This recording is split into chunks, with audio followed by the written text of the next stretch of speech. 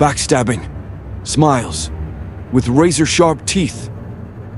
Not all attacks come head-on. Some come from behind. Silent, unexpected. A hand on your shoulder, a whisper of reassurance. A smile filled with empty promises. And then, before you know it, you feel the blade. The long, sharp blade. This is backstabbing, the ultimate betrayal. A wound that doesn't just cut flesh, but trust. And once it happens, you never see the world the same way again. Everything changes. What was once the fortress of a settled psyche becomes fragile and crumbles into rubbish. Visualize a handshake. As one hand pulls away, the other reveals a blade hidden beneath the sleeve. The friend who wasn't. Backstabbing isn't just betrayal, it's deception. It's premeditated, calculated. It comes from the people you trust most. And that's what makes it so deadly. The ones who are your closest companions are steady plotting against you. A backstabber doesn't attack out of rage. No, that would be too easy to see coming.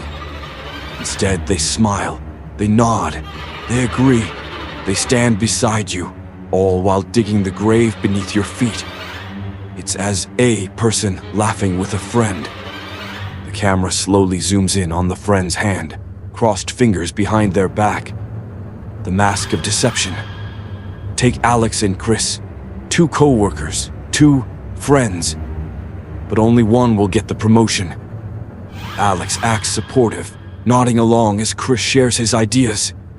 But when Chris isn't looking, Alex whispers, lies, spreads rumors, all to discredit Chris. Chris is difficult to work with. Chris doesn't pull his weight. Chris stole an idea that wasn't his. And slowly, Chris's reputation begins to rot. His confidence wavers. His work is questioned. And Alex smiles. Alex methodically waits. And when the time is right, Alex steps over Chris's fallen career, right into that promotion. Visualize two paths. One is clear. The other is littered with footprints, trampled over someone else's name. How awful. The backstabbers. A blade, hidden in kindness. A backstabber needs your trust. That's why they pretend to be your friend. They need you to believe them. They won't strike when you're looking. They'll wait. Wait for the perfect moment. The moment when you least expect it. When your back is turned. And then, without warning, they twist the knife. My dark passenger waits. And then, there it appears. It watches from the shadows. It doesn't warn you. It smiles. Because my dark passenger knows the truth, no one betrays you faster than the ones closest to you. Not a stranger. Not an enemy. A friend. A lover. A family member. Because the deeper the trust, the deeper the wound. And the deeper the wound, the longer it takes to heal. If it ever does. So tell me, who stands beside you? Who smiles when you succeed? And who is waiting for the perfect moment? Backstabbing. Such a filthy little word, isn't it? A sin wrapped in betrayal, soaked in the blood of trust. But the fools always picture it wrong. Always imagine the knife as something sudden, something crude. No. Hear me. Backstabbing is an art, and art requires patience, because you don't simply plunge the blade in. Oh no, that would be too easy. You don't just betray someone. You prepare them for it. You make them need you, believe in you, lean on you so fully that they never see the edge glinting in the dark. You see, a true backstab isn't an attack, it's a reveal. It's letting them realize, too late, that they were never standing on solid ground to begin with.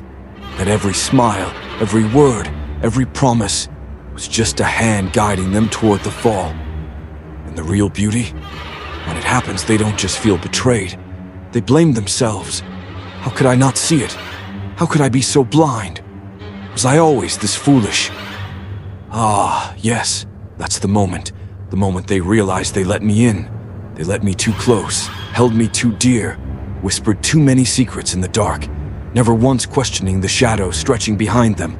And when the knife finally sinks in, It's not just pain they feel, it's shame.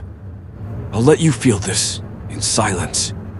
But you know the most delicious part. It's never truly over. Because wounds heal, and when they do, they itch. They crave an explanation, a reason, a second chance to rewrite the past. And that's when I strike again.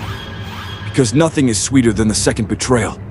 That moment when they, against all reason, trust me once more. Yeah. Somebody tell them to give it up. You're digging a hole to insanity. Stop yourself, please. And you? You're wondering now, aren't you? How many knives rest between your shoulders? Or worse, how many have you planted yourself? Subscribe to My Dark Passenger. You still trust the people around you. Come ride with My Dark Passenger.